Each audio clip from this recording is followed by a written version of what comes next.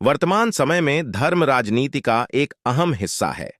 धर्म के बिना राजनीति शून्य मात्र बनकर रह गई है। कोई भी राजनीतिक पार्टी, संगठन धर्म की राजनीति करने से अछूते नहीं है, जबकि धर्म एक व्यक्तिगत मामला है जिसे घर की चार दीवारी में ही होना चाहिए, न कि देश और समाज की परिस्थितियों को प्रभावित करने के लिए उसका उपयोग करना चाहिए। लेकिन आजकल प्रत्येक पार्टी एवं पार्टी के बड़े लीडर धर्म को सत्ता पाने का हथियार समझते हैं तथा उसका बेतहाशा दुरुपयोग करते हैं, जिससे आज देश में सिर्फ धर्म का ही प्रचार प्रसार हो रहा है। शिक्षा, स्वास्थ्य, रोजगार आदि की तो कोई बात ही करना नहीं चाहता।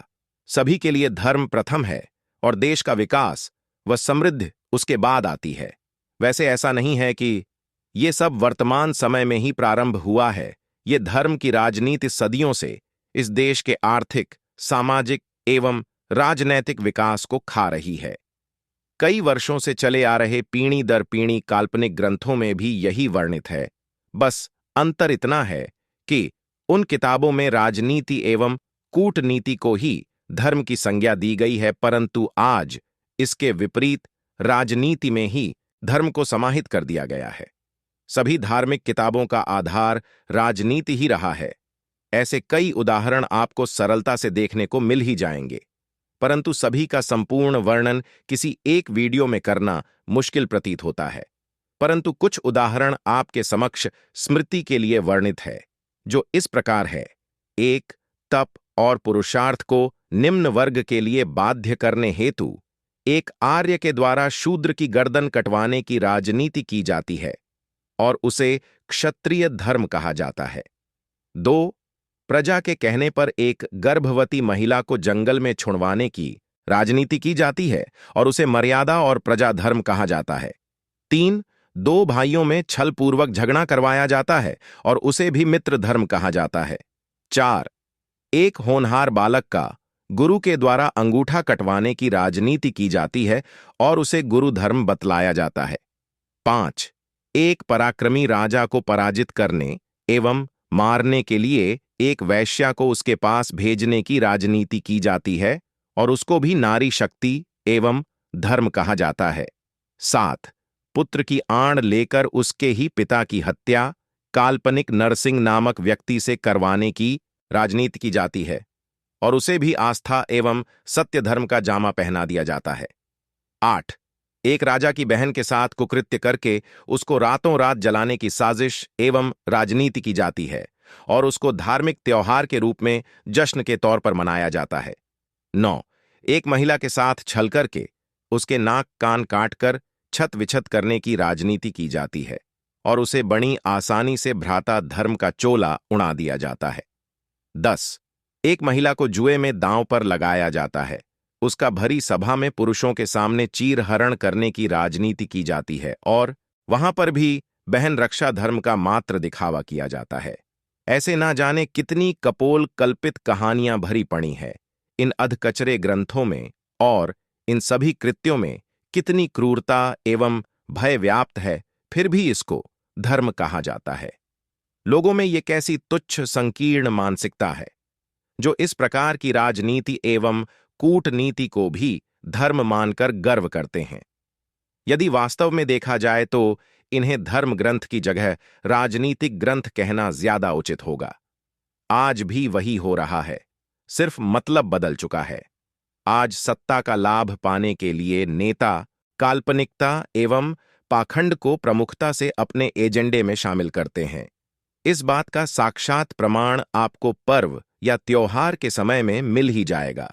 जैसे ही किसी भी धर्म का कोई पर्व या त्योहार आता है तो नेता सब कुछ भूल कर लग जाते हैं शुभकामनाएं बांटने में। वो ऐसा क्यों करते हैं? क्या कोई बाध्यता है? हाँ, बिल्कुल है। इन नेताओं को धर्म जैसे व्यक्तिगत मामलों को भी सामाजिक स्तर पर प्रदर्शित करना पड़ता है ताकि धार्मिक आस्तिक लोगों का सहयोग उनको मिल सके। व्यक्तिगत लाभ एवं सत्ता पर काबिज होने के लिए ये प्रतिक्रियाएं उनके लिए विशेष महत्व रखती हैं। आप देखेंगे जो पार्टियां या संगठन पुरुषों की विचारधारा पर चलने का दावा करती हैं, वे ही सर्वप्रथम अपने महापुरुषों के सिद्धांतों को त्याग कर राजनैतिक एवं व्यक्तिगत लाभ पाने के लिए बधाइयों का प्रदर्शन करना प्रारंभ कर देते हैं। हमारे महापुरुषों ने सदैव पाखंड, अंधविश्वास एवं काल्पनिकता का विरोध किया, परंतु आज उन्हीं की विचारधारा को कुचलने का कार्य सत्ता एवं राजनैतिक लाभ के लिए किया जा रहा है। ये जितने भी लीडर हैं, वे समाज को धोखे में रखकर अंधविश्वास, काल्पनिकता को अपने राजनैतिक फायदे के लिए बढ़ावा देने का काम करते हैं।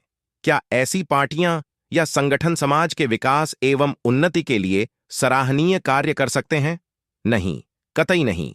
नेता या प्रमुख एक तरफ जनता की भलाई करने का दावा करते हैं तथा वहीं दूसरी ओर उनको गर्त में धकेलने का कृत्य कर रहे हैं, और यही सत्य है। आपने स्वयं ही गौर किया होगा कि जब किसी पार्टी लीडर से कोई मीडिया कर्मी धर्म एवं ईश्वर या किसी मंदिर दर्शन के लिए प्रश्न पूछते हैं, तो उनके अजीब बेतुके जवाब होते हैं, जैसे जब भगवान की मर्जी होगी, जब भगवान बुलाएंगे तब जरूर जाएंगे, या फिर किसी समय अंतराल की बात कर टाल मटोल करते हैं। वे साफ और बुलंद आवाज में ये क्यों नहीं बोल पाते हैं कि धर्म एक व्यक्तिगत आस्था का विषय है जिसका राजनीति एवं देश के विकास में कोई महत्व नहीं है। अतः ऐसे धार्मिक प्रश्न किसी राजनैतिक मंच पर महत्व नहीं रखते। वे क्यों नहीं कह पाते कि धर्म और राजनीति दोनों ही विपरीत हैं? वे किसी भी खुले मंच से ये बात कहने में स्वयं को असमर्थ पाते हैं।